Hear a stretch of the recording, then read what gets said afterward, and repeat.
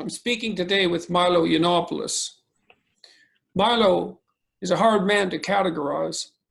Part journalist, part performance artist, part agent provocateur, part comedian at wit.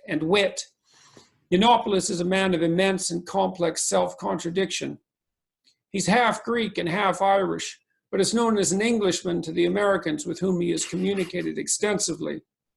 He's gay and Jewish by descent. He married his long-term boyfriend, an African-American man in Hawaii in 2017, but faces frequent accusations of racism.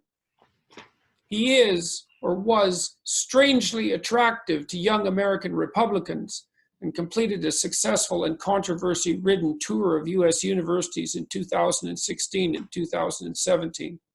For at least 2 years, he was one of the most well-known internet celebrities, let's say on the political front. It caused more uproar than any other single person that I can think of. He collected his fair share of enemies along the way. He's often accused, for example, of being an alt-right supporter, an accusation justified in the view of those who oppose him by his association with Breitbart, for whom he was an editor. In my view, for what it's worth, Milo was such a figure of inner contradiction and outer controversy that I believed from the beginning that his time was numbered.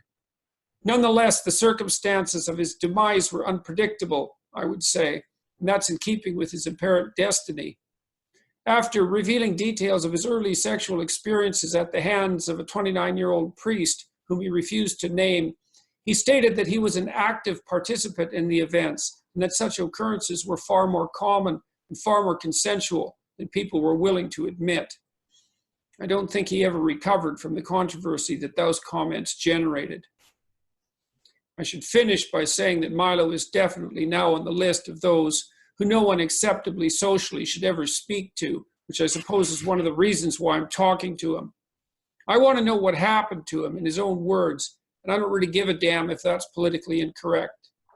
Thanks, Milo, for agreeing to be on my channel and podcast. Thank you very much for having me. I take a slightly less fatalistic view of my prospects than your introduction would suggest, but certainly I went through an extraordinary tumble, and I'm happy to share my thoughts about it with you. Yeah, well, let's start by reviewing some of your history, if you wouldn't mind. Mm-hmm. Tell me. Let's start with a bit of your history in the UK before you came to the US. It's been long enough so that I think some biographical information would be useful for people. So, tell me about your life in the UK before you came to the US. And then let's start talking about what happened to you as soon as you came over to North America. Sure. I had a very unhappy life, particularly a very unhappy 20s in London. I started off as a journalist in some quite prestigious publications. I was in a relationship that was, I don't think, healthy or happy for either person involved. I was searching, I think. I was looking. I couldn't work out yet what I was for, what my purpose was. And it wasn't until I got to America I discovered what it was. But I started to explore at least what would eventually become my, I suppose, my civic function as bomb thrower and provocateur. Right at the beginning of my career in journalism, I mean, I was fairly predictably come from a broken home, not much love for or from either parent. And I got lucky, a combination, I guess, of luck and talent, writing for the Telegraph, which is the most prestigious newspaper in Britain. And I began to notice the gap between the world that I was being asked to describe and the world that I could see existed. And at the time, I was writing about technology. I was being asked to say that women were having a dreadful time of it in the emerging startup ecosystem in London, which, as far as I could tell, was the exact opposite of the truth. And eventually, these sort of fissures got wider and wider to the point where I sort of had this moment where I realized that my profession was a crock of, you know what, and that if I wanted to do something worthwhile with my life, I should either blow it up from the inside by being one, or pick something else to do. And that was around the time that I attracted the attention of Breitbart, the site in the US. And I started from London writing from Breitbart in the US. And at that time, I didn't really know what it was. I never met Andrew Breitbart, and I didn't know who he was either. Yeah, I don't think anybody knew what it was or what it was to begin with. And it's a funny thing when you look at things in retrospect. You know, you get involved with people and organizations that develop a particular way over time, and then it looks from a historical perspective like that was self-evident from the beginning, but certainly not when you're dealing with a new organization. Yeah, I mean, it was new-ish. I don't think that the values of Breitbart changed a lot, but I think perhaps its modus operandi, I think perhaps the way that it conducted itself as an organization shifted into high gear when Steve Bannon and I were there. And I was doing the culture war stuff, and Steve was using the rest of the site as the sort of battering ram politically. So, I mean, I bear a large part of the responsibility for Breitbart becoming what it eventually became, although I don't think they've held on to that legacy very well. I think it's a little sad the way that they're sort of, when I was there, we used to make the news, and now they're sort of chasing after Turning Point, you know, with stories that could have been written in 2015, 16. I don't think they've managed to maintain the culturally defining excitement that was there when I was there, which I think is a function of me and Steve working together. I suppose my center of gravity just started shifting to the US. I started getting invitations to go and speak at colleges, and sooner or later, one day I just sort of thought there were 6 of them in a row, so I thought there was no point flying home between them, I may as well just stay and just do sort of college after college. And then suddenly I found myself booking more of them and wondering why I should bother going home. And my center of gravity editorially and in other ways was shifting to the US too. So I, over the course of 6 or 9 months, began writing more about the States, thinking more about the States, being in it, talking about it. And then I suppose fast forward a year perhaps, and I was one of the 2 or 3 people driving, you know, Breitbart as this extraordinary, momentous, fascinating, dysfunctional editorial force through the last election. So what was it that attracted you, do you think, to the United States and the political concerns there? Why away from the UK?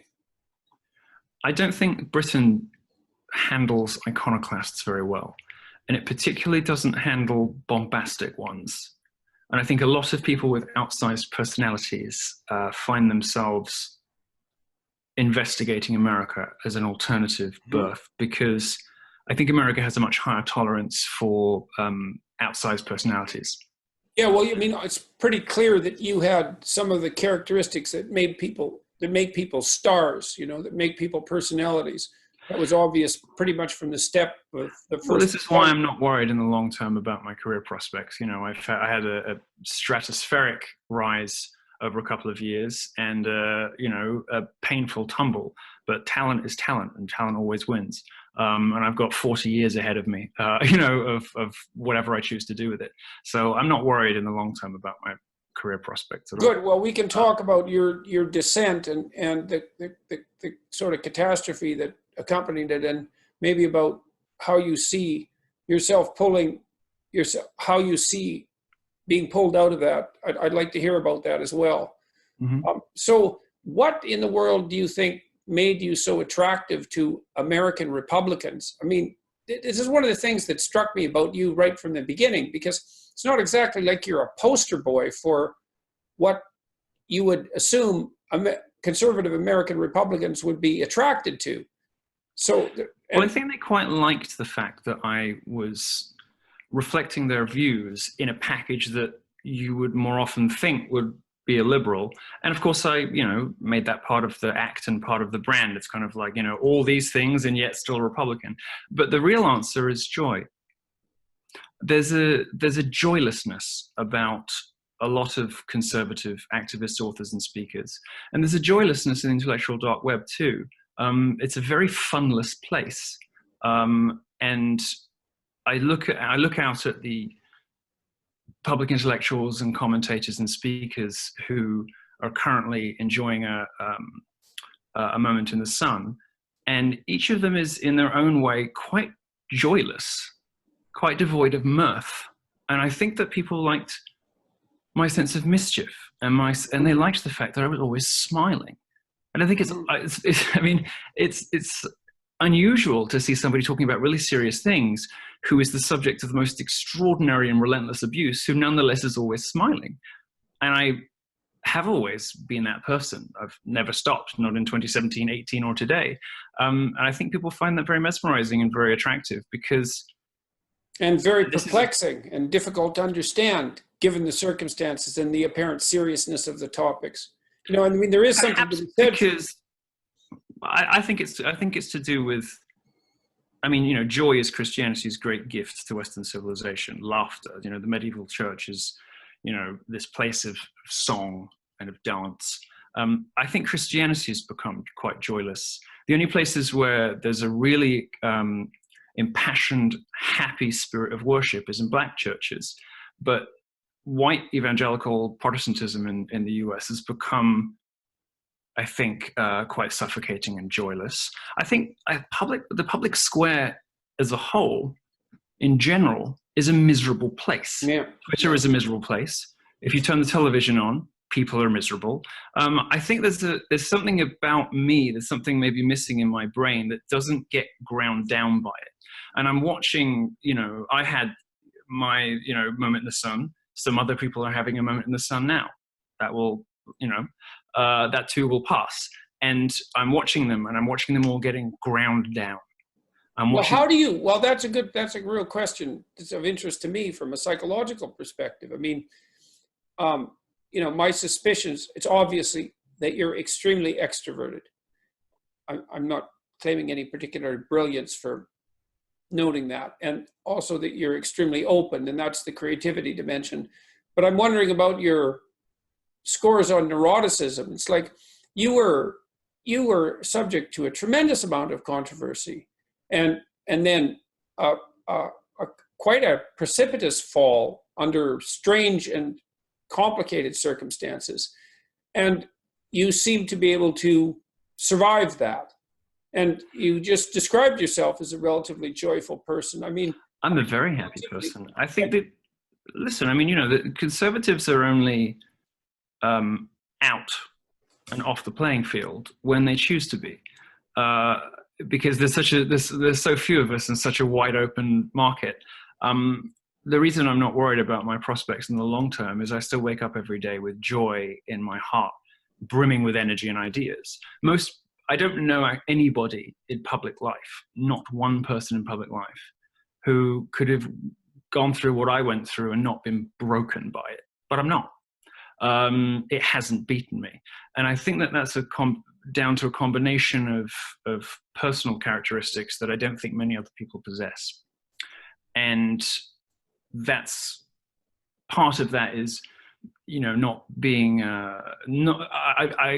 it's impossible to intimidate me, for instance. I don't get scared of things. I'm not scared of people. Mm-hmm. Mm-hmm. I don't feel, perhaps to the same degree that other people do, embarrassment and shame. So I don't mind playing the fool, playing Falstaff, clowning, you know. I don't mind subverting myself, laughing at myself, because through that, I'm able to point to truths that are real and big and beautiful and important. I'm not an egotist, so I don't, and I think that's part of the same thing. I don't mind humbling myself because I play at having a big ego, but I don't really. And I'm not ground down or broken or upset by things that, you know, that don't matter that much. I mean, I have love in my life. I have achieved more than 99.8% of journalists, political activists, you know, public figures. You and I are the only people who have achieved remotely close to our level of success in our, you know, in the last 10 years worth of libertarian, conservative, IDW, you know, whatever this grand nexus ecosystem is that we both belong to. You and I are the only two people who, you know, you and I are the two who have achieved the greatest success at it. And I've had terrible things happen to me. You're fortunate and nothing bad has really happened to you yet. I can't think of anything really awful that's happened to you aside from the Cambridge thing, which I think that I like. No, I wouldn't call that. I wouldn't. Well, I think you brought that on yourself, and I don't think it was. I think you brought that on yourself, and I don't think it was too much of a big deal anyway. But nothing really bad has happened to you yet. The worst thing imaginable has happened to me. I had to stand up in front of the world and tell them that I had been sexually abused as a child, and that this was why I'd spoken loosely and incautiously and used a formulation that I regretted about something that had happened to me. And at the same time, try to also say, well, I'm not going to stop making jokes about that or anything else.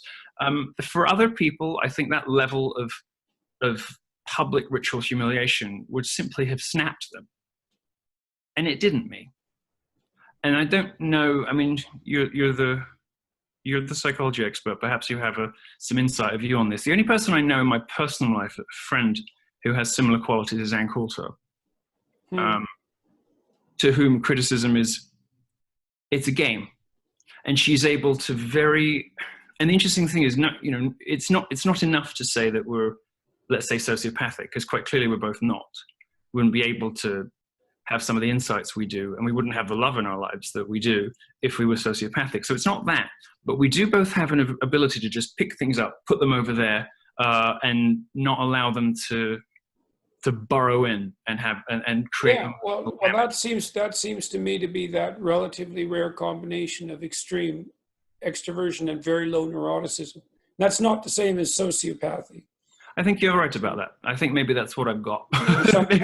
Some people are just not that affected emotionally by negative events. Some people are devastated by the smallest of obstacles, and some people can roll with punches that would take a normal person out and continue to get back up.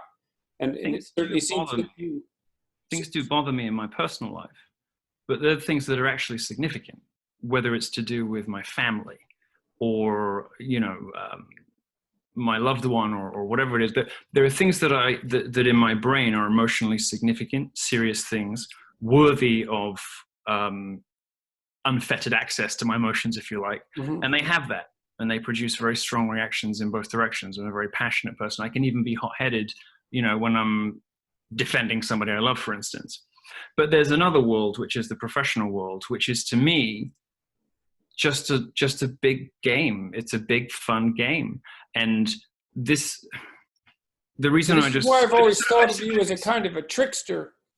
I think that's part of it. In the sense that there is a game-like element to what you're doing. And I very much see what I'm doing in life, and will be doing for the next 40 years, as playing a very complex and very enjoyable game of a game of snakes and ladders. And just because I hit a ladder on one of my first turns, and then immediately the snake took me back to the front row, it doesn't mean the game is over. In fact, it just means you've learned the rules. So that's, I suppose, why I find it difficult to take too seriously, harrowing introspection about, whatever, because it's not how I apprehend the situation. I can look dispassionately at what happened and why, and we can talk about that, and I have some ideas about that. But I don't have a sort of emotional, I don't have anything to offload about it, really. Okay. Well, so, when that conversation about your early childhood sexual experiences first came out, I listened to it and I thought that there was tremendous trouble brewing there, for a variety of reasons. And if you remember, I phoned you at that point and suggested that we had a conversation, and we made some efforts to manage that never came to fruition. Mm-hmm. And I always felt that was unfortunate. And so I'd like to, if you don't mind, I'd like to ask you about that situation, because, I had a lot of mixed feelings about what you said, like many people, and they weren't particularly judgmental, by the way. I mean, so you correct me if I'm wrong here, because I want to get this story straight. Mm-hmm. You related some experiences you had with a priest mm-hmm. who was twice your age, right? Something like that. Yeah, approximately that. You were about 14. I think he was a little older than that, actually. Okay, okay, he was a little older than It's that. difficult to judge ages when you are 14. I think Okay. I thought that he was younger than he was at the time, and subsequently found out he was perhaps 10 years older than I thought he was. It's Okay, difficult to okay. judge So, ages when you're a but teenager. there was But obviously there a was a substantial significant age gap. age gap. Yeah, yeah, and so arguably, he was someone who was in a position of authority, and Mhm. that what he did with you was something that he shouldn't have done. And also, it's highly probable, given the nature of such things, that you were by no means his only, let's say, target. Mhm. Now, when I heard you talk about that, the first thing that struck me about the way that you formulated it was your refusal to play victim. And I actually Well, I found that, didn't see myself as one. I know that. And that actually struck me as rather admirable, because you came forward and said, this is an uncomfortable truth, but I was of sufficient age to have a mind of my own, and this was something I was pursuing of my own volition. And then, That is how I felt at the time. And right, when you talk about the abuse of authority or whatever, I've never met an authority I recognize or respect. People have to earn my respect. I have never encountered a person in a position of responsibility or authority who I have respected and deferred to merely by virtue of their office or their position. right. So I it's just, also the fact. I sort of constitutionally don't recognize authority. So that element of it did not strike me until someone told me. Okay. Well, that's the thing. Okay, so well, I can imagine that, because I don't imagine that you were much different in some sense when you were 14 than you are now. Apart from obvious Not very much. maturation, you're a assertive and provocative person, and you're an iconoclast. And I can certainly see that intrinsic respect for authority, which so oddly often characterizes conservatives, by the way, is quite absent in you. And so, and I That's a British thought, thing, isn't it? Because we have that's the tabloid gadfly constantly taking pot shots at the institutions that you also secretly love and are grateful for, but you are dedicated to keeping them on the ground and not.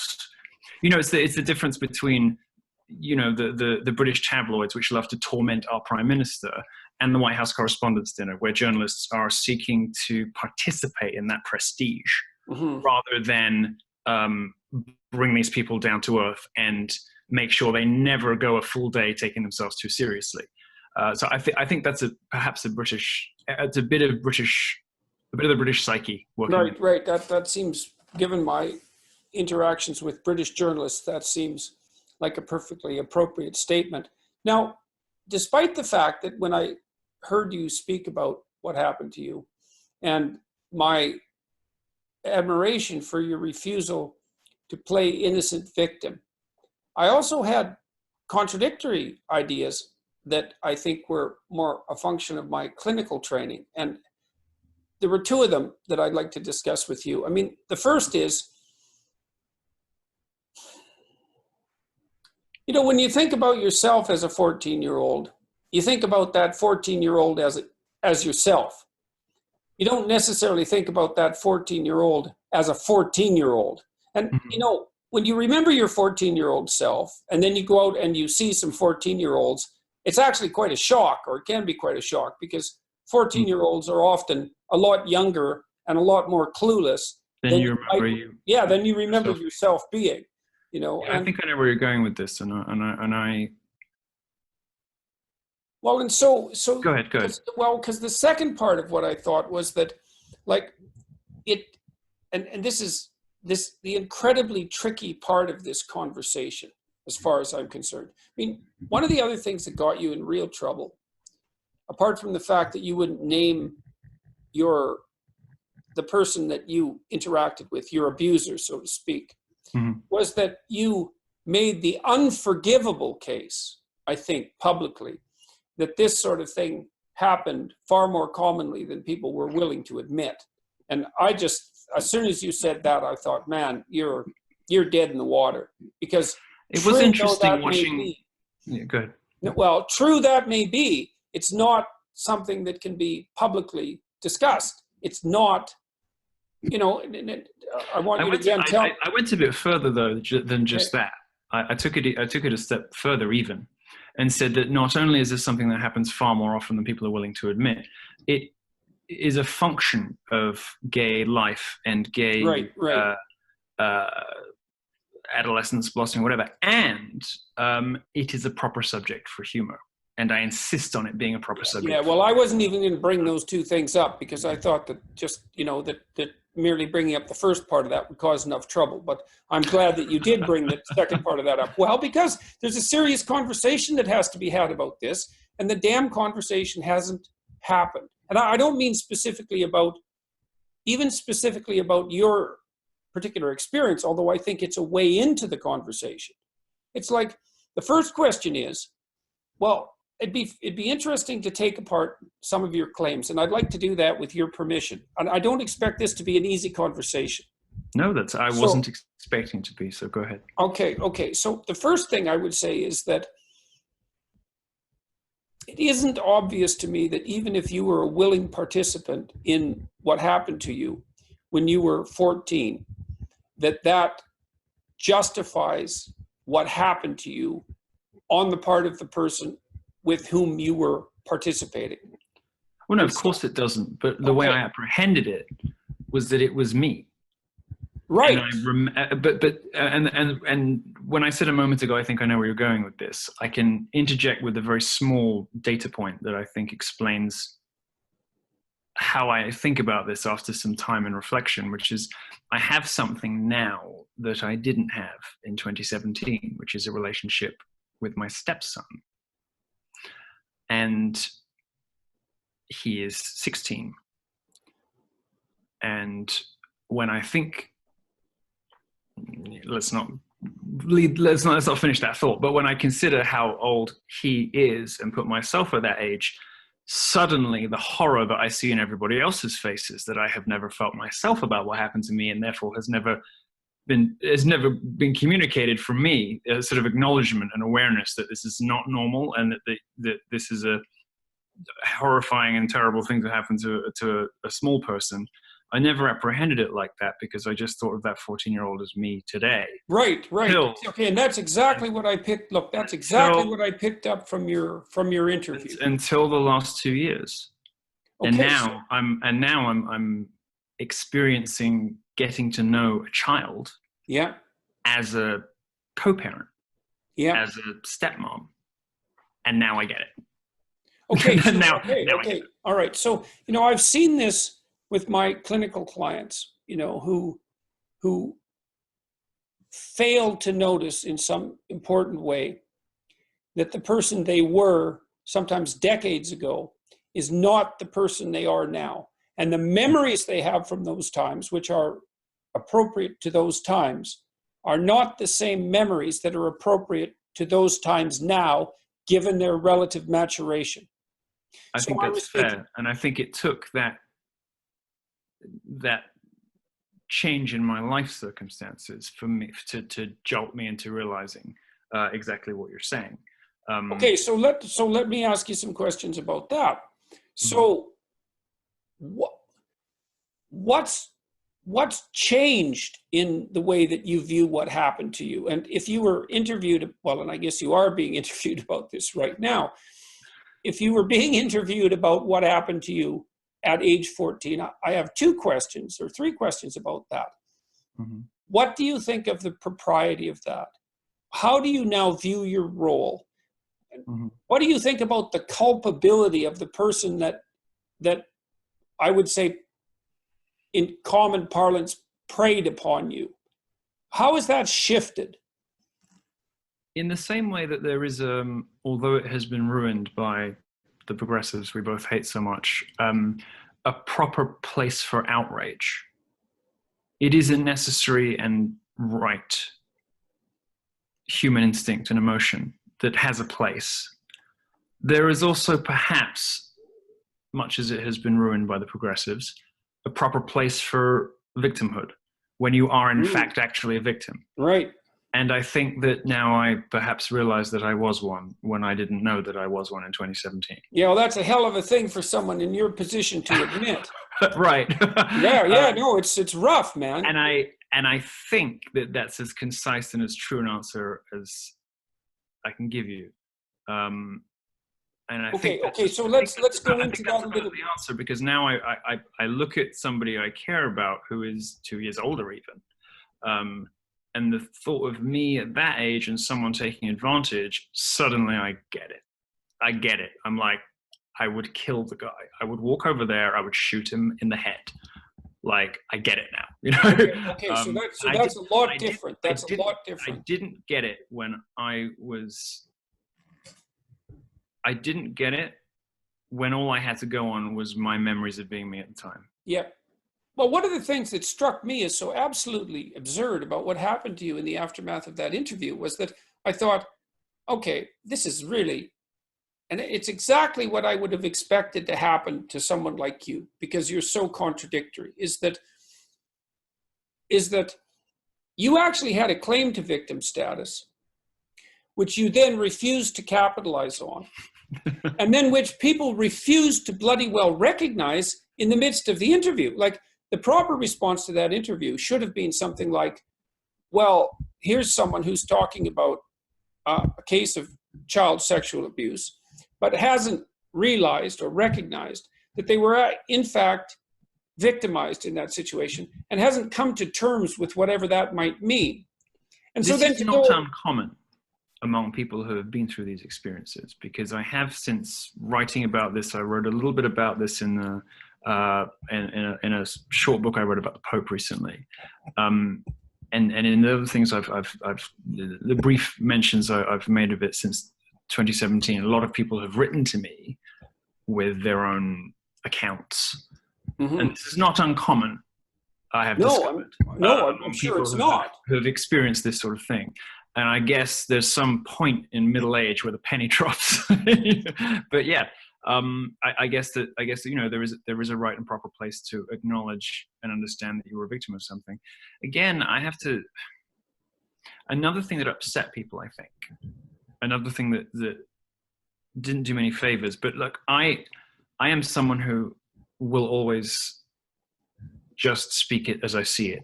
And that will have terrible consequences, and it will have great consequences, and and that calculus will change over the course of the next few decades. But I just, it wasn't the worst thing that ever happened to me. And people find that a terrible thing to come out of your mouth, but it just wasn't. It's not the worst thing that's ever happened to me. And so what's the worst thing? Okay, so I got a couple of comments on that. I mean, about 20 years ago, the American Psychological Association published a famous paper showing that most people who were sexually abused as children recovered with very little psychological damage. And that caused absolute outrage. The US Congress, in fact, forced the APA, if I remember correctly, the American Psychological Association. This is one of those unsayable truths, isn't it? Well, they had to retract the article, even though it was... If you imagine the sort of trauma that we're expected to recognize that someone says they experienced because of mean words on the internet, and we have this economy based on what we all know is not true, but that, you know, these trivial, frivolous things can cause some kind of actual trauma. For an organization like that, or for someone in public life to come out and say this huge thing actually didn't cause me that much trauma, it sort of imperils the whole victimhood economy, doesn't it? Because if it's the case that many or even most people who experience this simply don't have their lives ruined and defined by it, that rather imperils the people who have made a career out of squawking victimhood for far, far less serious experiences. And I think that's probably where the threat to the system kicked in. I think that's true. I think it's also the case that the politicians, although also looking for a cheap victory, moral victory in some sense, were also concerned that this was a potential step towards justifying pedophilia on the basis of undermining the claims of its absolutely catastrophic consequences over decades. Whereas what I saw it was more as a testament to the fundamental resilience of human beings. Because right, isn't that a positive thing? Isn't that wonderful news that there are these extraordinarily evil people who do depraved things, but that chances are you'll be all right. You know, that something like this could happen to you, or could happen to somebody you love or somebody you know, but that, you know what, chances are things will be okay. Mm-hmm. Now, every once in a while, somebody is just blown apart by it and you can never put them back together. But that's not most people. That's fabulous news. But good news is the sort of thing that our current political climate, the public square in America especially, hates. It's not so much whether it's a particular kind of reaction to, for instance, people being grateful and happy that capitalism is lifting millions of people out of poverty all over the world. People Right. don't like that good news, Right. because much of what goes on in public life, basically the whole journalism industry, much of the entertainment industry, I mean, the whole of polite society, the whole of politically correct society depends upon everything being terrible, in peril, getting worse all the time. The sort of shrieking, urgent hysteria of the press is made to look ridiculous when you point out, actually, the world's pretty great. Not that many people go hungry. Not that much bad stuff happens. The bad stuff that does happen, we're discovering all the time that human beings bounce back in ways that, we never even imagined. Like, the world ain't that bloody bad. Nobody wants to hear that, who has a vested interest. Yeah, well, or if at least if it isn't, at least it's nowhere near as bad as it once was, which is something. Or as bad as it profits the media to suggest that it is. As bad profits the academy to suggest that it is. These people having relinquished their primary functions, whether it is speaking truth to power and printing all the news that's relaying the news that's fit to print, or exploring the human condition, human nature, and building expanding the horizons and the sum total of human knowledge.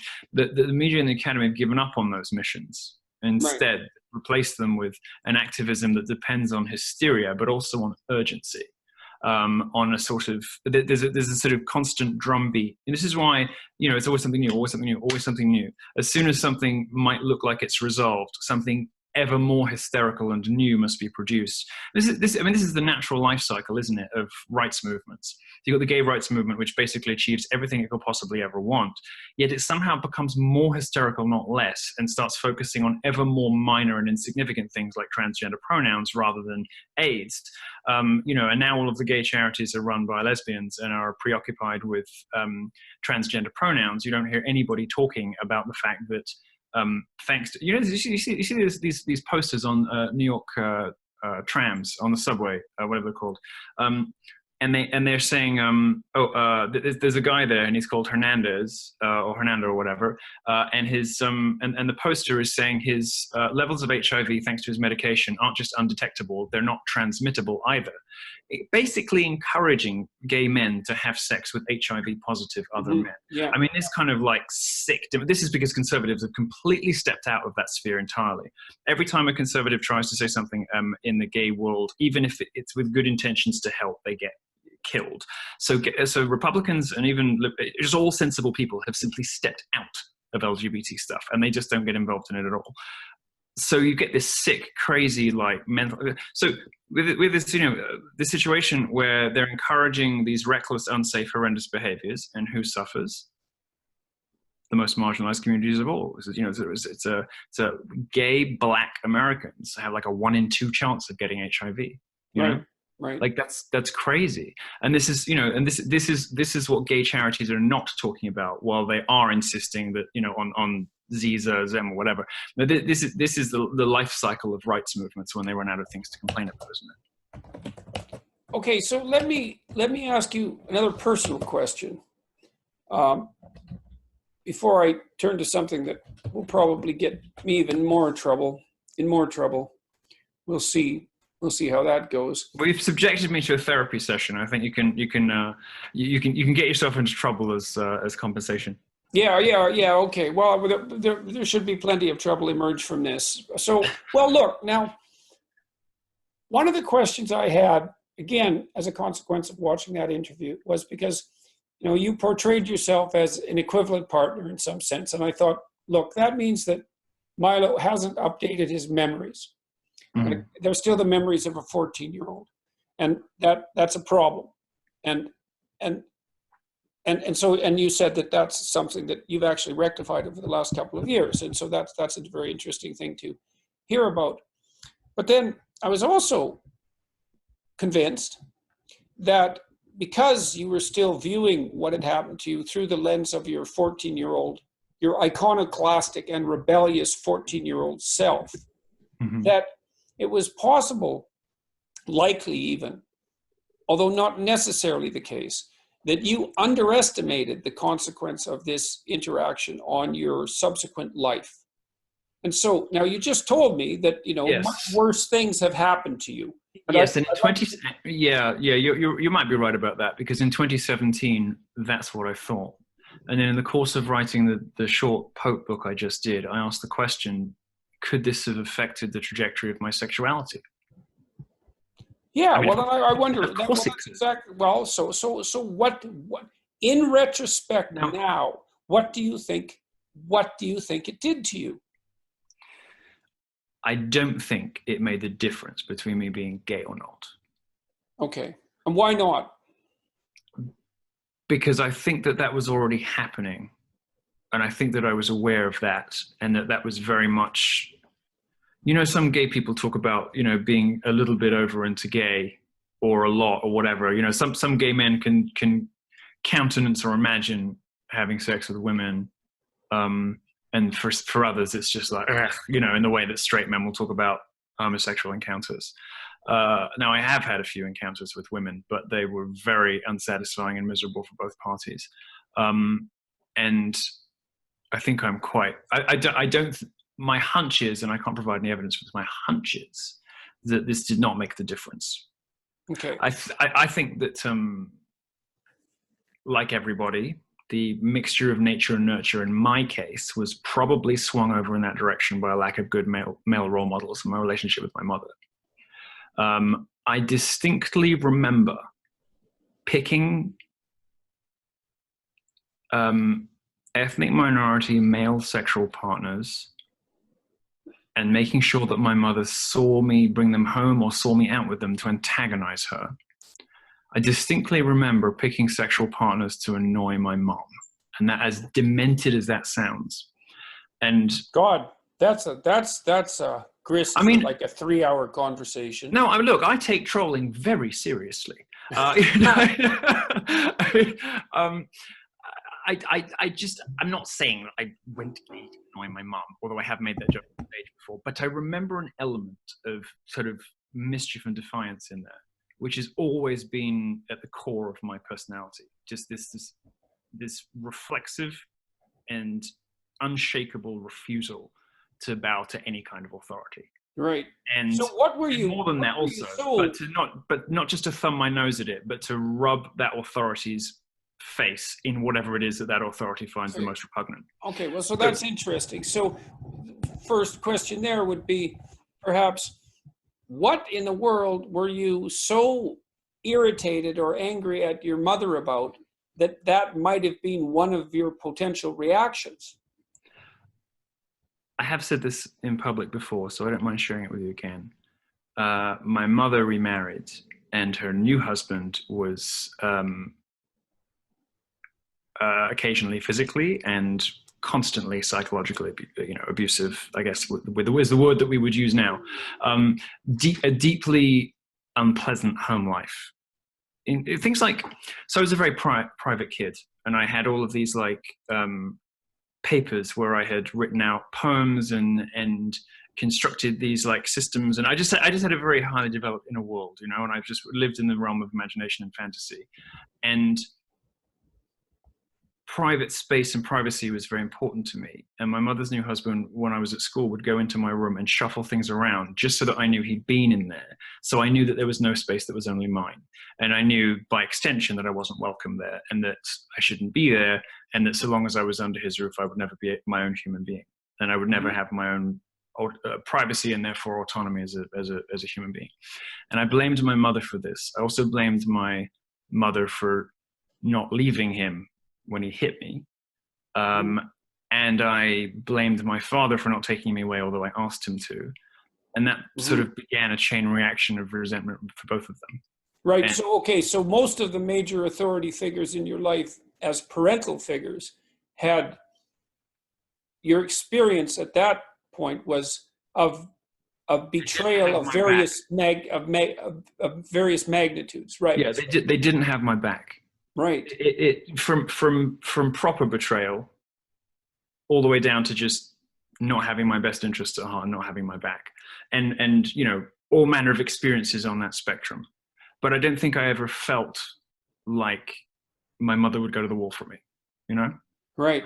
That's rough, man, because one of the things you really want from at least one parent or at least one person in your life is the notion that fundamentally, man, you got to have someone who's got your back.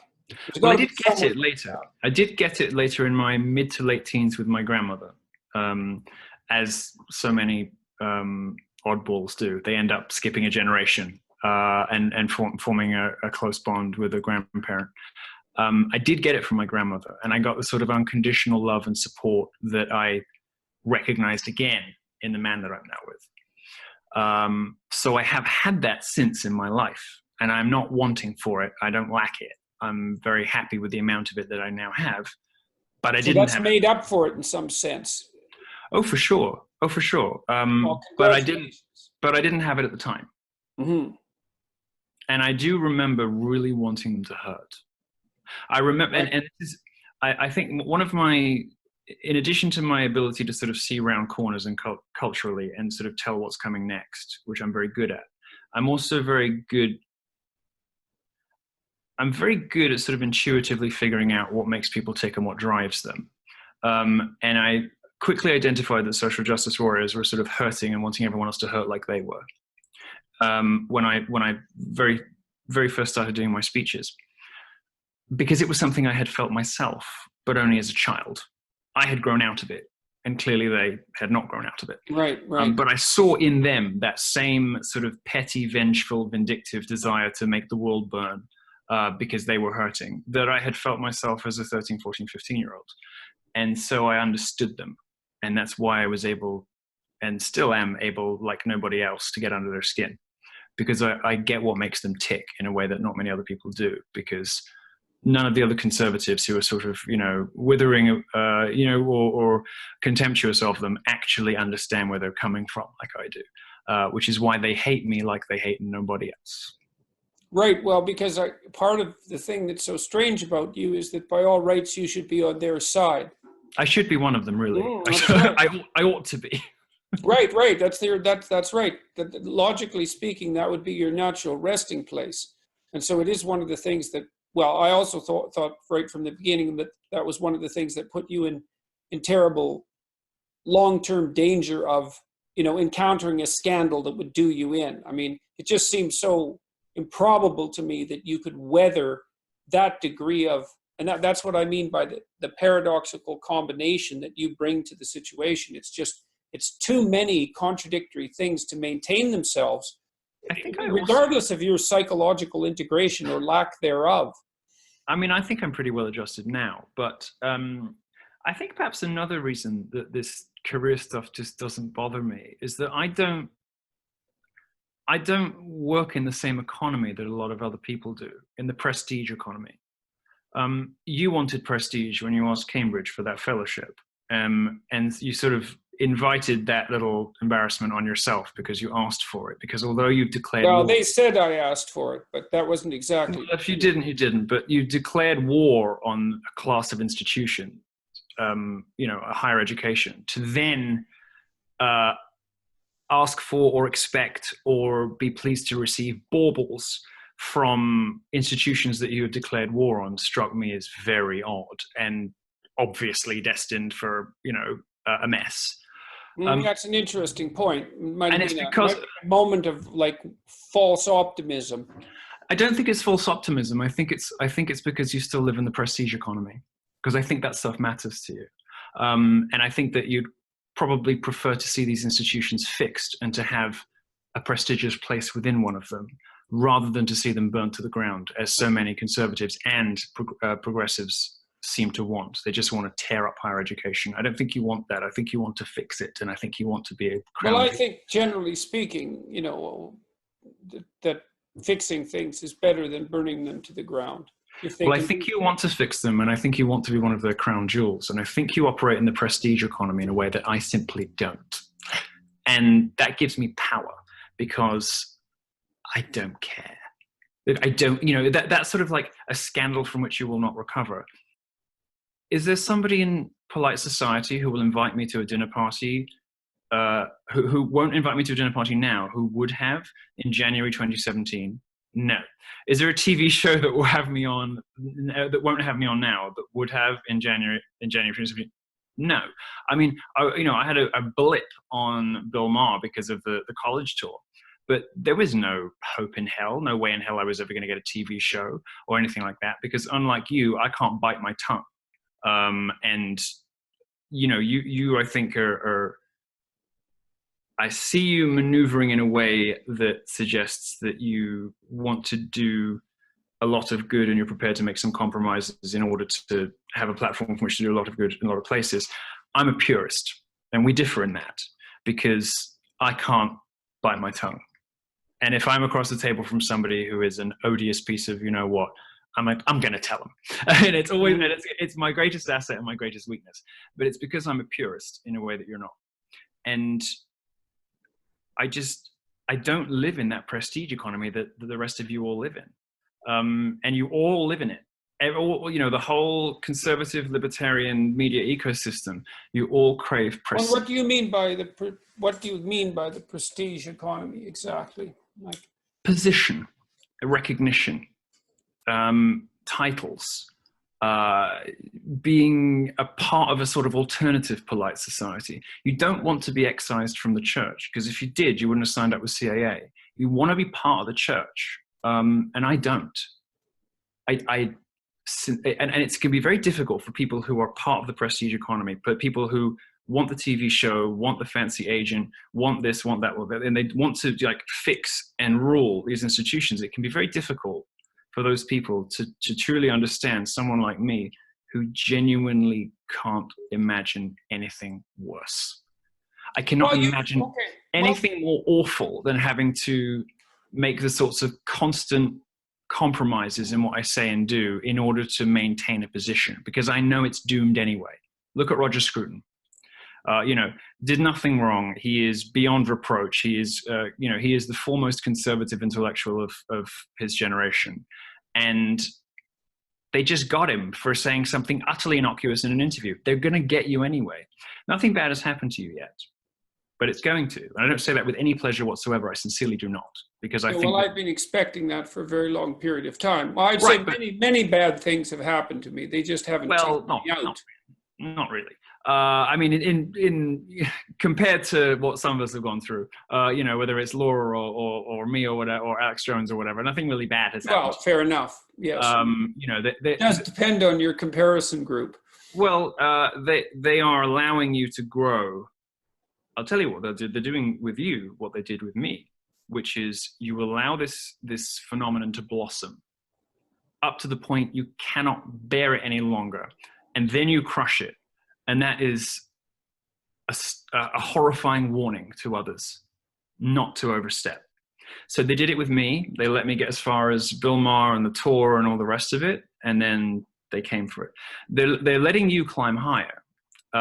So your fall is going to be just like mine was, and they'll get you on something else. They'll get you on a complete nothing burger, because mine, let's face it, was a nothing burger. It was, the supposed scandal was predicated on an edited video which did not show that I said that I thought the age of consent was about right. Mm-hmm. And it was based on a lie. If it had been the case that everybody had seen what I originally said, they might have said, please explain this, but it would not have had the same effect that it did. It had the effect it did because it was a deceptive, dishonest, misleadingly edited video.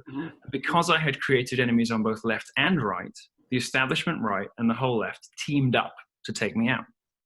You are walking into the same position. And so, Ed, so why do you see that it was the establishment right? Do you think that was they're the ones who did it?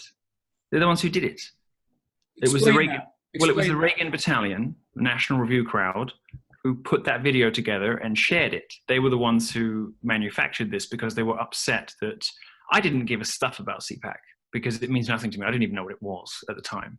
But they were upset that I was speaking at CPAC because it was like their precious pure conservatism thing had been taken over by Trump world, right? Right. Okay. And they had to, so they didn't care so much about the Bill Maher, but the sort of the National Review Reagan Battalion crowd who created and propagated and shared and whatever with this deceptively edited video did so because they couldn't bear the thought of me being the star turn at CPAC. Okay, and you think that that's why they pushed so hard on the pedophilia front? Yes, because they knew it's the one thing that the conservative base would go, ugh. Yeah. Right. And the left didn't take me out. The right did. Okay. I wasn't aware of that. No. Well, the left took you out too as well. So, what power does the left have over me? What are they doing to me now that they weren't doing in January 2017? Nothing. Well, I think what my impression, I'm not suggesting that I'm correct, but my impression was that it had something to do with the second of the 2 or 3 topics we were going to discuss, which was your claim that the experiences that you had are actually very characteristic of the gay community. And I thought that was unforgivable. No, you see, interestingly, what actually happened about that specific thing is the entire gay liberal establishment went silent. Because what I said was, and I wouldn't phrase it this way again, because it was not quite what I meant, and it was, let's say, incautiously phrased, to put it mildly. What I said was that relationships between older men and younger men, are a common function of gay life. And I think I said, after a lot of drinks on a late night live stream, they can be hugely positive experiences. I shouldn't have put it like that.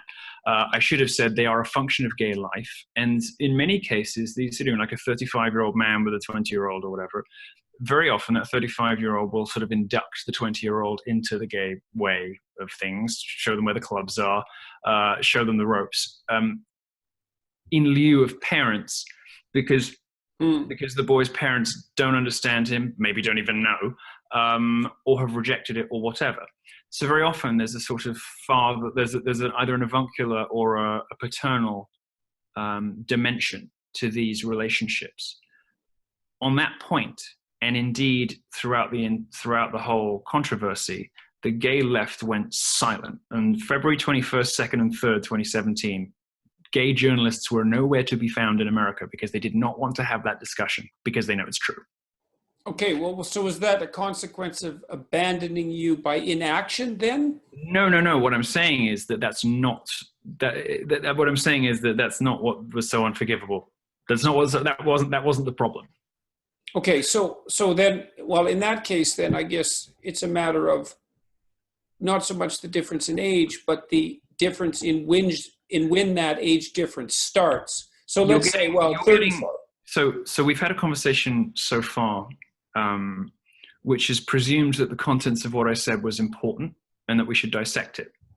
This is a mistake, because it doesn't matter what I said. It doesn't matter whether I was right to say it or what the nuances or vagaries are of a particular statement that I say is deceptively edited here or whatever. It doesn't matter.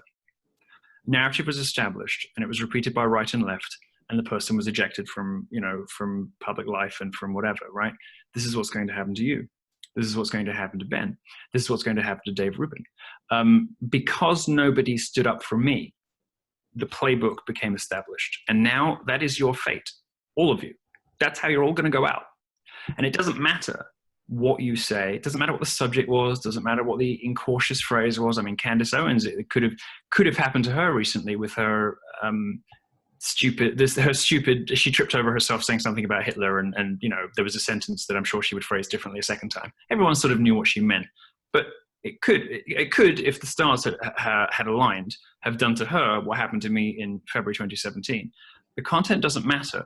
It was the fact that the left and right decided to take this person out, and any pretext would have done fine. So we've had a discussion sort of talking about, well, what was it you said that was so unacceptable? Nothing. It was me.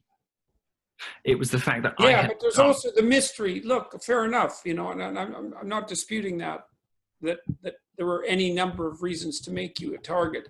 But I am curious about why it was that particular interview that did it, because it was very sudden.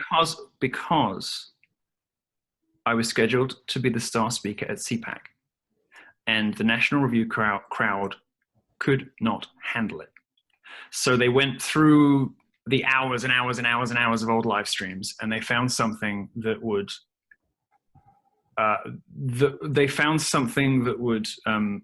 get to the Republican base, something they could sell to alienate me from Republicans rather than just the left. And then they decided this person's going to go. This is a power they still have, and it's a power they will leverage against the rest of you too. My question is, we can talk a little about where I'm going to go next and what I'm going to do next professionally, because I think it might help the rest of you when this inevitably happens to you. But this is a power they still have. It is a power that they can and will leverage against other people. And unfortunately, the brightest star and the greatest standard bearer, the court jester of the movement, was allowed to be decapitated. And because that happened, the playbook is now established for it to happen to everybody else. And it will happen to everybody else. It's already happened to other people. You've seen it happen since to others, right? It happened to Sargon of Akkad. Exactly. In a lesser. This is now how it's going to be. And it didn't have to be like that. The only way that this boycott and defenestration could have been successful would be if Republicans if Republicans said, okay, we won't invite him to anything. We won't have him on our radio shows. He's too hot to handle, too much drama, too much hassle, right? What the left does is immediately start putting that person on conference stages and panels to get over that period of like, ooh, is this person going to become untouchable? They they drive a truck through that by immediately getting that person on TV and on conference stages a lot to sort of to drive through that and to make sure that person doesn't get removed from circulation, right? That's what the left does. When Linda Sarsour is discovered to have said something awful, suddenly she's on conference stages every 2 days, it seems like, she's speaking in New York, she's doing this. This is not an accident, this is on purpose. This is the left leaping into action to ensure that she survives, right? Conservatives did the opposite with me. They allowed the left and the establishment Republicans who hate them to dictate who would and would not be a proper subject for discussion and who should and should not have, a column and all the rest of it. And that was absolutely suicidal. Okay. And the reason that so many other media figures were secretly happy to see it happen to me is that they're idiots who believe that this is a zero-sum game. They think that by removing me, they create space for themselves. This is not true. There is nobody in the conservative or libertarian ecosystem who offers what I do. There's not a single fucking one of you who can crack a good joke. No. I get the odd good one off on stage. It's not so much on YouTube. You have your gifts. That's not one of them. Not a single one of you is funny. Not a single one of you could have a late night chat show. That's cabaret comedy like Johnny Carson. None of you. Nobody has filled the void left by me because I'm a once in a generation talent. And sorry to be egotistical, but it is what it is. Nobody has filled that void, which is why I'm not worried about coming back to it and coming out of retirement, and refilling it myself. But something did happen to me, and that's that I sort of gave up on conservatives a little bit. And so when I do return, it's going to be very much more in the mold of a more conventional comedian. And that's what I am currently closing funding to do as we speak down here in Oklahoma. Much more in the vein of an entertainment figure and much, much less of the politics. So the effect might be a relief for you. Well, not really, because I quite enjoyed it. But the effect of this hasn't been to kill me.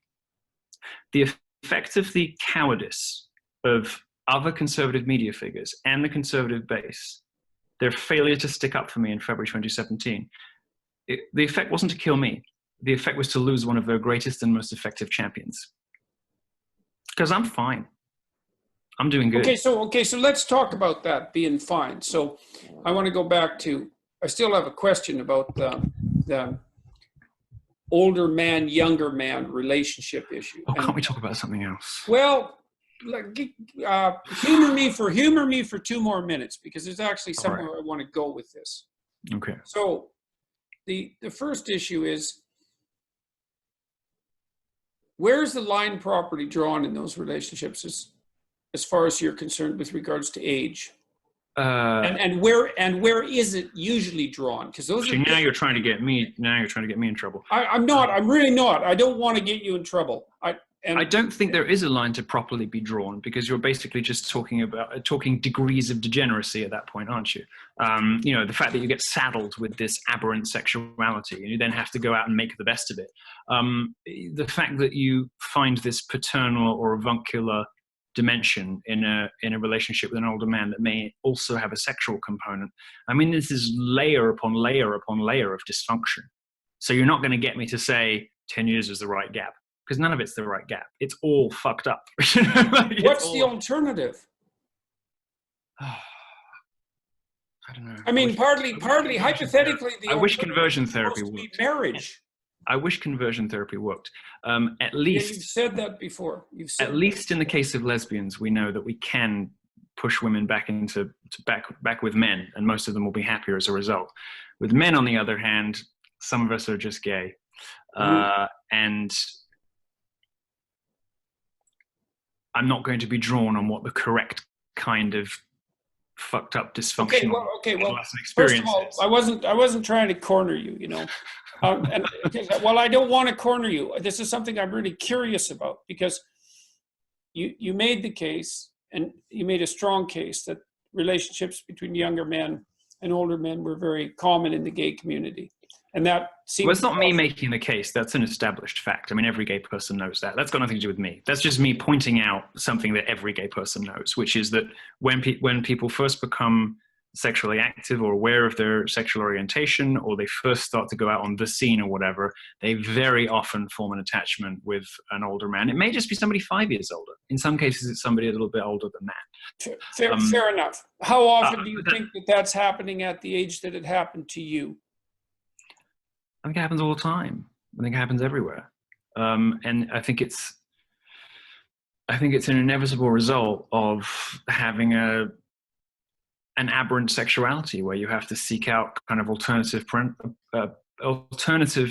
parental figures, because yours aren't fit for purpose for this particular part of adolescence, you know? Right, but then you just said too that this isn't an objection, that you don't see a clear ethical pathway forward out of that, you know? Well, none of it's ethical. I mean, it's all debased and degenerate. But how? What? Okay, so what do you mean by that exactly? Because I think there's an element of predatoriness in almost every gay interaction and relationship, and this is just one example where it is more obvious and more visible. But I think that there is a predatory component in even in gay friendships. And you think about the way that well, that might have something to do with the more predatory element of male sexuality. Right, you know? Right. And we're going to talk about undiscussable things. Right. Well, you take the controlling, calming, mediating influence of women out of the equation, and men just hype each other up, which is why gay men end up promiscuous, right? Because you're taking out that restraint. Right, exactly. Restraints, the word I was looking for. You're taking out the restraint that's typically provided by the woman. And instead you can just, whatever. Okay, so hypothetically, that was supposed to be solved, at least in part, by the introduction of like socially sanctioned monogamous relationships, right? Because I've had friends, I knew about heightened male promiscuity among the homosexual community, and it's heightened by a substantial margin. And the liberal types, who I thought were reasonable, and I certainly don't think all of them are, made the claim to me that the reason for that enhanced promiscuity was that all the male homosexual sexual activity had to occur behind the scenes, and that it was impossible for men. That's a ridiculous argument. That's a ridiculous argument. Male homosexual promiscuity is obviously simply a function of what happens when you put two men together attracted to one another, and you don't have the restraint of a woman who would normally be. It's obvious, and also you cannot successfully box a transgressive sexual identity into, what we say, heteropatriarchal institutions like marriage, and expect gay people to just suddenly become, normal, monogamous, whatever. It doesn't work like that. Well, it seemed to, okay, that's fine. But it seemed to me that in some sense that, well, here's something else that is no doubt going to cause trouble. It seemed to me that was kind of part of the bargain. Like, wasn't that the bargain? I always thought that was part of the deal, is that, in exchange for having this millstone around your neck, in exchange for the terrible agony of giving up fatherhood, which, you can adopt and blah, blah, blah. But ultimately, basically, it's like joining the priesthood. You give up fatherhood. In exchange, you get to participate in a sort of taboo-breaking, transgressive, experimental life that performs perhaps some kind of societal function, might even perform an evolutionary function, and which you have the excitement of the marginal. Exactly, and that's why I am the world's greatest hypocrite on one subject and one subject only, and that's gay marriage. And that's because I don't have the foggiest idea what I think still, even though I've got one. I'm under no illusions that it is a union under the Lord, but I remain politically against gay marriage, despite the fact that I got one, because I met somebody who completed me and I couldn't think of anything else to do, but of course I would marry him. So I'm a mess on that subject. Yeah, that's definitely a mess. I make no claim to coherent logical positions on that one subject. That one subject, I'm a mess. But the reason I always was so skeptical of gay marriage is that it was robbing us of the one thing that we had, the one good, cool thing about being gay that you had in exchange for the awful horror of not being able to produce a child with the person you love in the ordinary course of sexual congress. When you realize that, and I don't think a lot of gay people realize that ever, but I realized it quite early. When you realize that, the bottom of your world drops out and you have to do something else. You have to find a purpose. And if your purpose isn't going to be fatherhood, this is why so many gay men join the priesthood, because they want to be a different kind of father. They want to be a shepherd. You have to find some other kind of purpose, and very often for gay men, that's creativity, experimentation. Yeah. It's the license that we're given by the rest of society because we don't have this other thing. Trying to cram. Again, I'm a complete hypocrite on this subject because I live in total married bliss. I live in beautiful monogamous domestic harmony. So I'm a 100% hypocrite on this subject. But it still feels to me a shame to sort of condemn, our experimenters, the people who are so overrepresented in artists and musicians and even politicians and warlords, to sort of condemn them to the same, the same monotonous drudgery that you breeders have to submit to. Yes, well, I can imagine that it sort of grates against your, what would you call it, your anti-authoritarian, my rebellious spirit and all the rest of it. Yeah. I'm sort of kind of poetic justice in some sense. This is one of the many things that convinces me that God is real, because there's a humor in that, which could only have come from someone doing Right, it on right. purpose. You know, they're just being Yeah, like, yeah.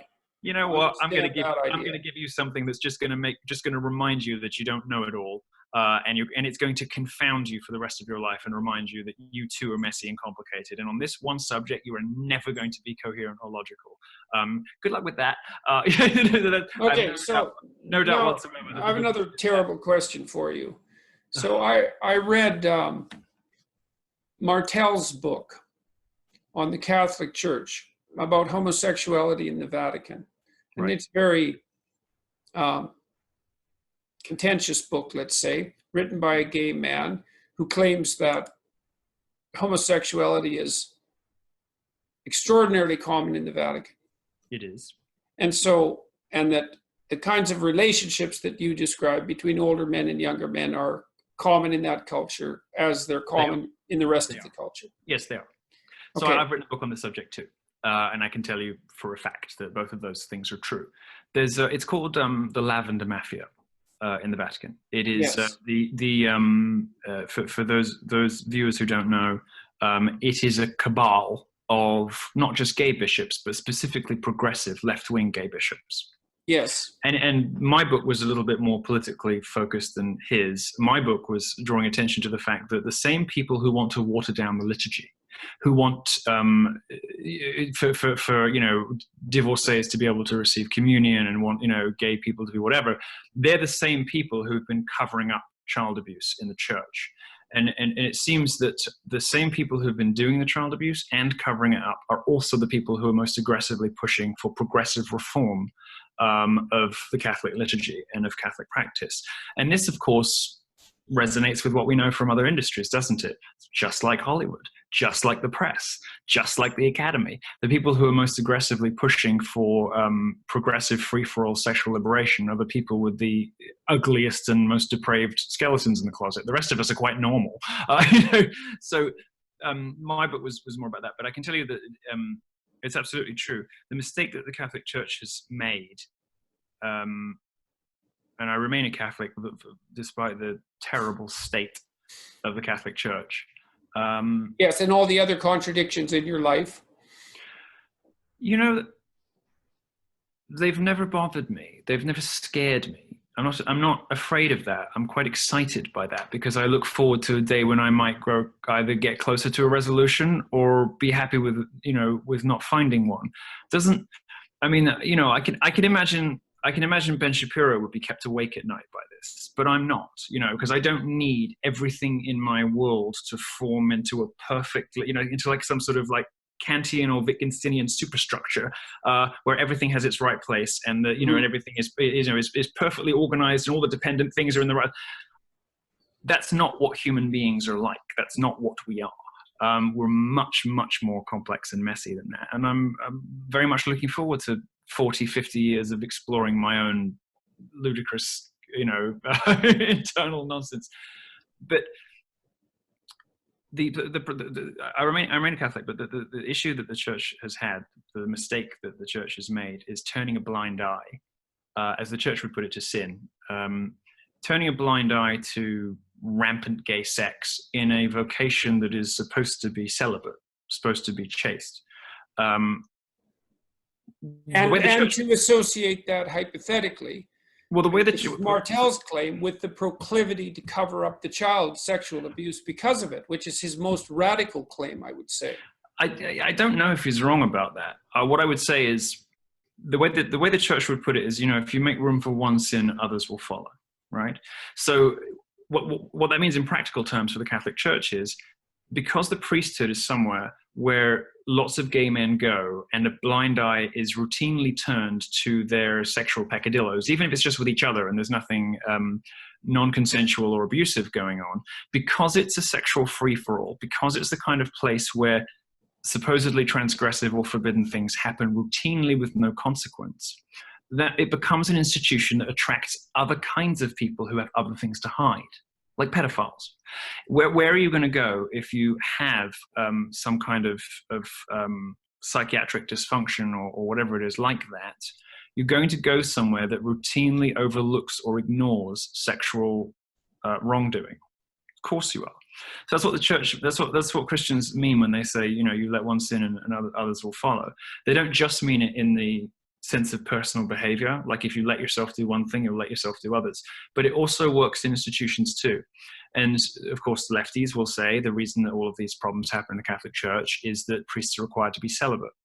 The opposite's true. They haven't been celibate for a very long time, and that's what's created the problem. Because there's now an entrenched left-wing gay mafia that effectively runs the Catholic Church, that has engaged in the systematic cover-up of child abuse so as to protect its own power. And that's about as bad as it gets, you know, in terms of, you know, global institutions who have lost their way. That is as bad as it gets. I want a black pope because I want there to be a doctrinally conservative, because all of the Catholics in Africa are like pre-Vatican II. They're serious Catholics, and it will make life very difficult for progressives accusing a black pope from Africa of being a racist and a sexist, you know, because he actually wants Catholic doctrine to remain Catholic doctrine. But the present pope is basically at the head. He is not himself a homosexual, as far as we know, but he does sit at the head of this lavender mafia, and he is propped up by people like Cormac Murphy O'Connor from England and Wales, Vincent Nichols, and all these other aging 60, 70-year-old liberal cardinals who are products of the 60s, who are soft on communism, and what my book was trying to show was that the soft on communism thing is entwined with the abuse, with the wrongdoing, with everything. They're the same people doing everything. So Theodore McCarrick, who has the distinction of being the world's only ex-cardinal, because Francis had to remove his cardinalcy from him, had to degrade him is the technical term.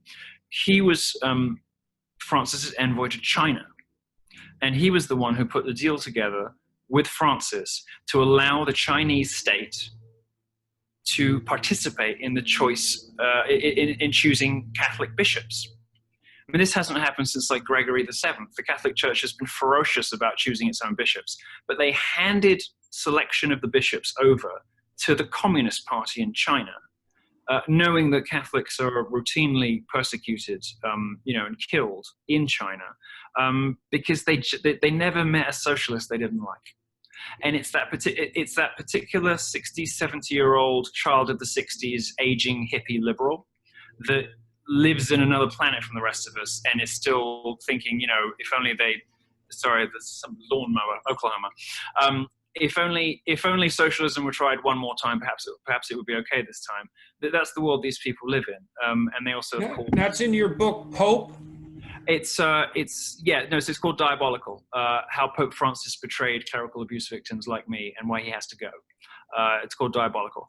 So but anyway, okay. I talk about that in the book, so I'm not here to talk about the book, but no, it's very interesting how the same people who are the far leftists, who are pushing for church doctrine to be watered down, which has the effect of emptying the pews, because when people go to church, they want the fire and brimstone. They go to be told what to do. They want the Bible. They want Jesus. They don't want climate change. Right. They don't, you know, they don't want a bishop talking to them. And I'm not making this up. There are seminaries now where the seminarians are starting to issue. They're starting to give sermons on toxic masculinity. This is a church that has no manly men left in it. Yeah. Every man in that church is a homo. You know, there are no men left in the congregations. There are no heterosexual men left in the clergy. And this is a church that thinks it has a too many men problem. You know, this is a church that, and the reason that this subject interested me, in addition to my faith, is that this is another arena in which the loss of manliness and masculinity and the loss of a proper appreciation of the heroic masculine virtues has led to chaos and disaster. Because no true father, by which I mean the sorts of fatherhood that priests are supposed to give up having children in order to embark upon, you know, no spiritual leader with integrity would stand by and watch children being abused and cover it up. This is something that gay people do because they think what they do is wrong, so they're happy to cover for somebody else who's doing something wrong too. A father, a real father, doesn't sit idly by while children are being abused. he takes steps to stop it, and he punishes the people who have done wrong. Okay, That's the righteous indignation and outrage of a true father, and that appreciation of, like, it's right and proper to hate the hateful, and we should be outraged about it. Right.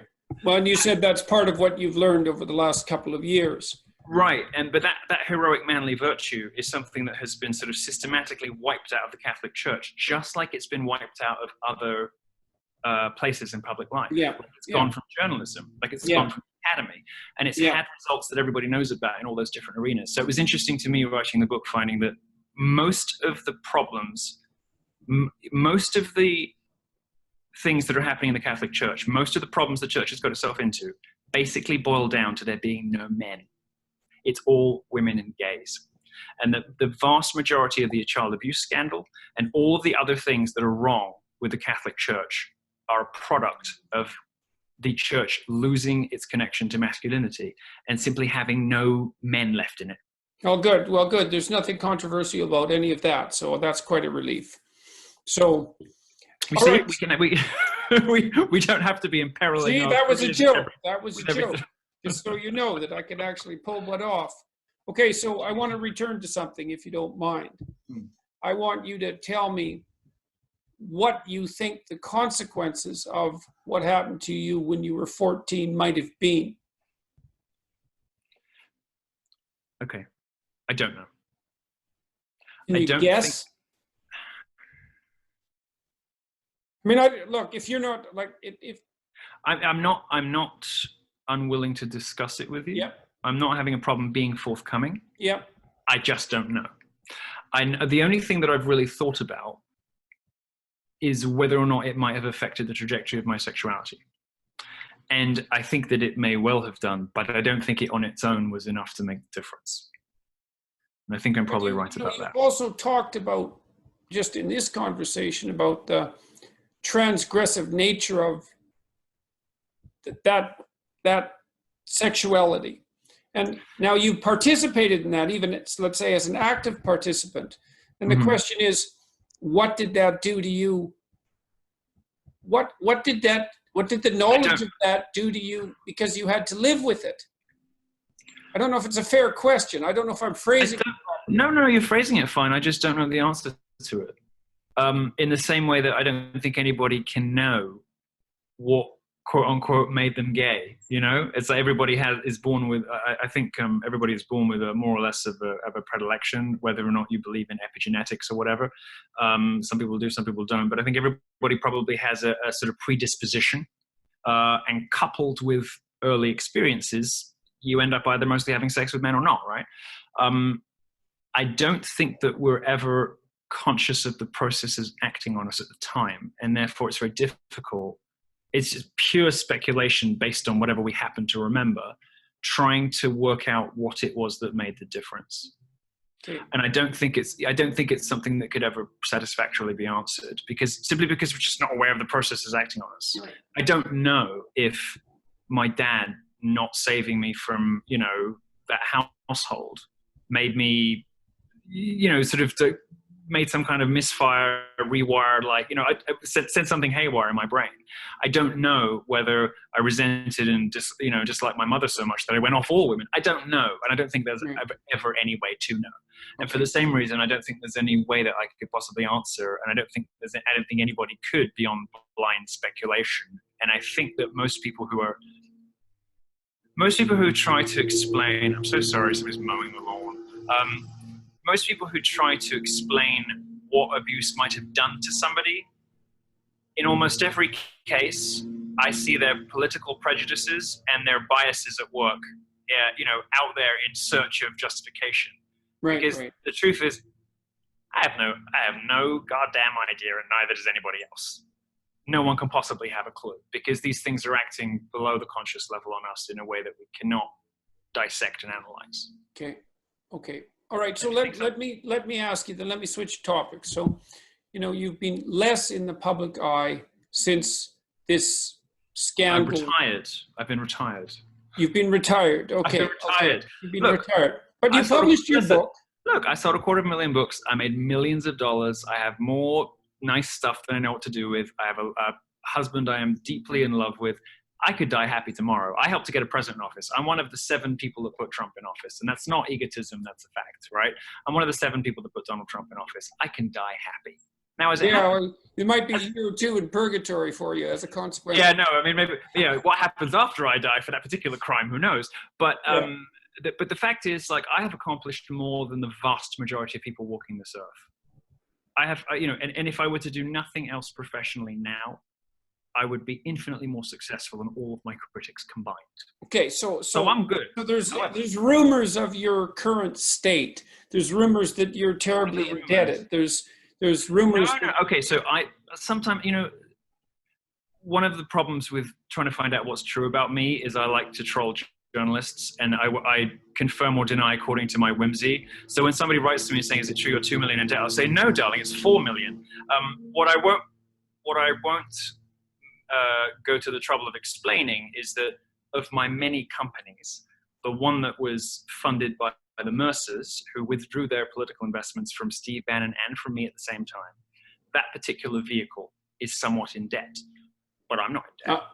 I don't have any personal liability whatsoever. The sum total of the money I owe is about $977 to Capital One, because I can't get any better credit cards than that because I haven't been in this country for long enough. I see.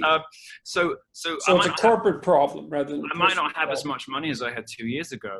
I don't, but I'm not 2 million in debt. One of my companies is, and we'll probably have to either try to fight. It will have to fight its way out of that, or it will have to, go through some kind of insolvency process or whatever. But I'm not in debt. I just never bothered to correct the record. And frankly, if a journalist wrote to me, I'm so sorry about the noise. If a journalist wrote to me and said, "Are you 2 million in debt?" and I made the very important, critical distinction between me and the business, yes, they wouldn't write that up anyway. They would take my confirmation of the figure as confirmation that I'm in debt and just write what they wanted to anyway.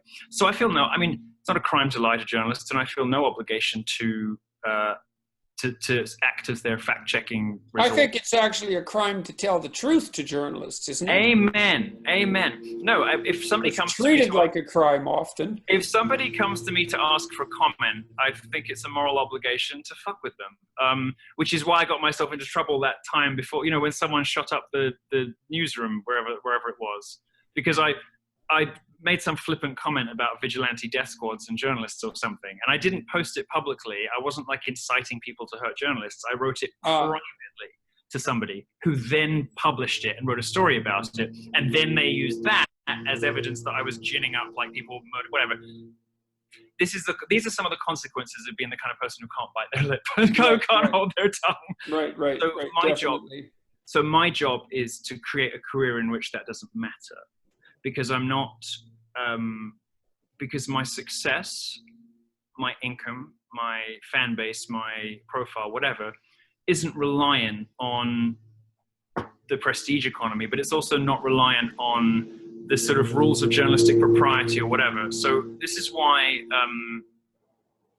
the reason I'm in Oklahoma is I'm closing the last tranche of money to do a late night chat show. Like Johnny Carson. This is the thing I alluded to earlier in the conversation. I see. So that's part of your future plans. And who are you doing that with, if you don't mind me asking? Or are you still in the process of waiting to announce that? I haven't announced anything yet. So I'm getting the money in the bank first, and then I'll do all my hires, and then I'll announce partners and all the rest of it. But the idea of it is what I should always have been doing, which is somewhere between Bill Maher and Johnny Carson. I can do my characters. I can do my Ilhan Omar, my Dr. Christine kind of characters as cold opens like SNL, except they'll actually be funny. I can do monologues. I can do interviews, all the rest of it. And I'm a live act. I'm not one of these people that can just babble for 3 hours a day, like some of the podcasters can do, some of the YouTubers can do. I just find it so boring. I don't want to just babble for 3 hours. No one wants to hear the same opinions from the same 4 conservatives on the news every day. It's mind-numbingly dull. That's not me. I'm a writer in a live act, right? That's where I live. That's my happy place. So it'll just be once a week. And so how are you going to protect yourself, just out of curiosity, about being censored and taken out? Like, because I'm going to make it plan? I'm going to make it absolutely anti-fragile. We're not going to be on social media. We are going to encourage viewers not to share clips. We're going to beg people not to put us on social media. We're going to host the video on our own player, on our own website. I see. If you want to watch it, put your email address in, and we can sell into the email list, right? So we can, do newsletters with offers and all the rest of it if we want to monetize. Right. So it's something approximating a private subscription service. Yes, it isn't completely dissimilar from Alex Jones's model, just without the homegrown products. Right. Well, that's what we're hoping to allow people to do with this platform that we've been building as an alternative to Patreon. On a broader scale. Well, maybe I'll be on that because if you'll have me, because this is the only thing I'm not banned from, perhaps. I think these hermetically sealed little universes are the future for us. Look, social media isn't for us. The people who run these companies hate us. They are dedicated to our annihilation. They want to see us wiped off the face of the planet. There's no point handing distribution over to people who hate. And why would you drive up the market value of these companies by providing them free content? Just leave. And I'm always the person who has to do it 2 years before everybody else. So this is what I'm going to do. just leave social media. I'm going to spend a bunch of money converting my Facebook fans into a big, powerful email list. And I'm just going to leave. There will be life after social media. Trust me. Once upon a time, people didn't imagine that there would be, that MySpace wouldn't still be here. There was AOL, GeoCities, blah, blah. The world moves on. And in 5 years, no one will have a Twitter account anymore. And you'll be wondering what on earth you were panicking about. And the people who didn't look ahead will be lost. I will have a 3 million strong email list that I write to every day with, a hilarious daily column, and they'll tune in on Friday nights to watch my show, and I'll be perfectly happy. And nobody can take that away from me. If we email providers. What's the timeline for that? When are you expecting to roll that out approximately? I've kind of pretty much sort of semi-told people already, so the cat's kind of sort of out of the bag, so I haven't really broken the news now, but once the money's in the bank, then I'll say, then it'll be 6 to 8 weeks before we have a set built, so 2 months before we drop. I'm going to have a very open gestation process. I'm going to show pictures of the set while it's being built and all the rest of it. We're not going to do like grand announcements because I've done enough of those in my career. So we'll just have a very iterative period of assembling everything.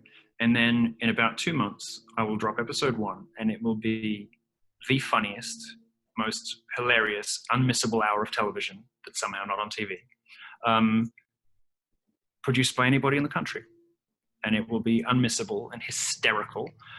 It will teach you something because we'll have a serious component too, whether it's a mini documentary or an interview or a review of something. And it'll be bookended by just the funniest political satire and characters and nonsense that nobody can do but me. And it's sort of what I always should have done. It's what I've always wanted to do. And now I have the breathing space, if you like, while no one's looking, while no one's expecting daily this, that, or the other from me. I'm in my, in my first retirement period. Well, like Cher, I will come out of retirement many times in my life. This is, I've had this nice space where no one's been kind of down my neck to deliver anything. Have you enjoyed that? Like, has there been anything advantageous to you about the fact that you've been sort of pulled away from the public spotlight? It's been wonderful. It's been wonderful. I've been able to dedicate 2 years of my life to getting to know the man I'm going to spend the rest of my life with, and now we can go about, now I'll throw myself back into the fight. He's got his own career and all the rest of it, but we've had something that most married couples don't get, which is 2 years just together at the beginning of our life together. Most people don't have that luxury. Or anything even close to it. They immediately get bogged down in the everyday hell of, who's taking the kids to school, did you pay the gas bill crap, right? We didn't have any of that. We just had 2 years of bliss together.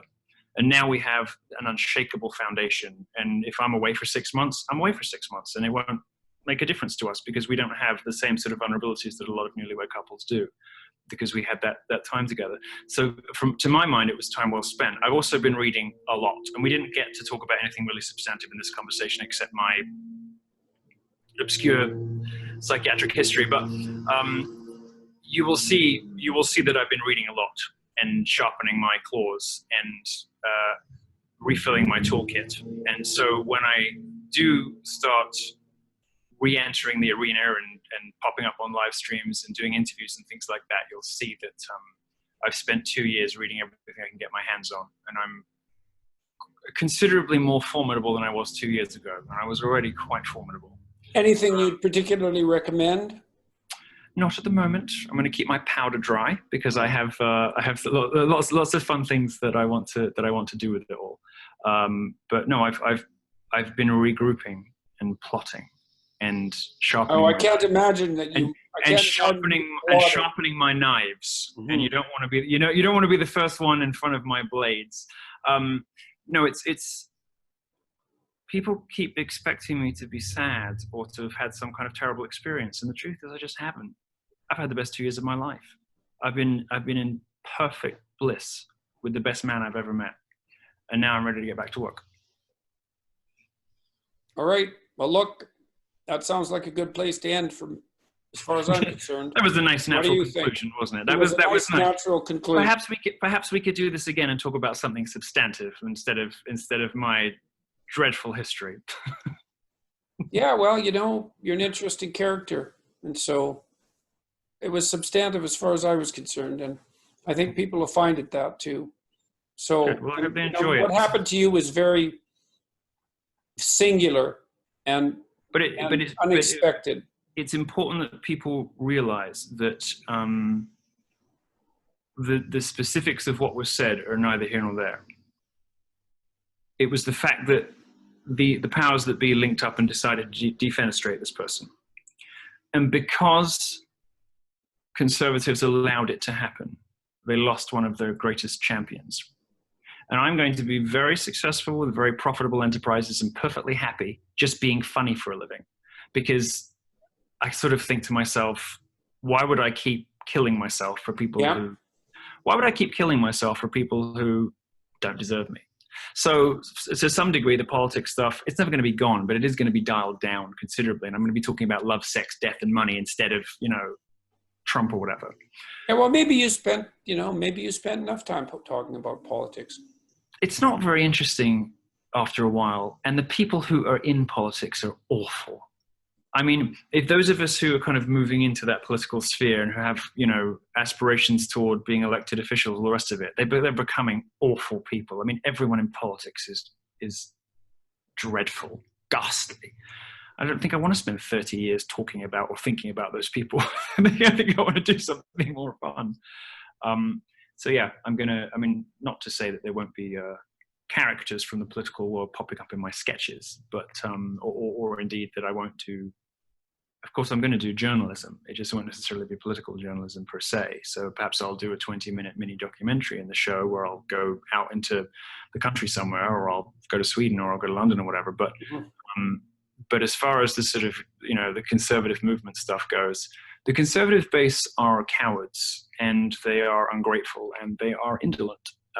And I gave a lot and paid my dues and helped get a president in office. And now it's time to do what I want to do, which is make people laugh, because that's a power that I have that nobody else in our world does.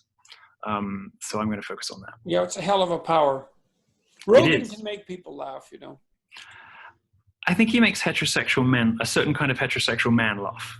Well, that's something, there are certain kinds of heterosexual men. I like the guy, but I don't personally find him, rib ticklingly funny. But then that's because I like people like Joan Rivers and right. That kind of universe. So Bill Burr and whatever. So he's maybe not my kind of comedian anyway. Could be. But anyway, this has been fun. So thanks. Hey, look, I've been looking forward to talking to you for a long time. Oh, and say hi to Vox for me. I will. He's very much looking forward to me speaking to you too. That's what I wanted to talk about. I want to talk about things like the forward, because there's interesting substantive things to do that you've managed. Well, look, we'll have another. And I know this was your strategy. Have another conversation. Well, we will. And this is your strategy through this conversation, which is not lost on me, was to make sure that we don't spend too much time talking about you. And you have been successful in that strategy because I've allowed you to. But the next conversation, we will talk about you. Because I do want to talk about the forward, and I do want to talk about some of the things that, the thing that I asked you about on Australian TV and whatever, because I think that Well, turnabout is fair play, as they say. Right. And I did apologize to you on us. That's it. And I did make a mistake at the Aspen and I accept the Festival. apology, and thank you for that. Mhm.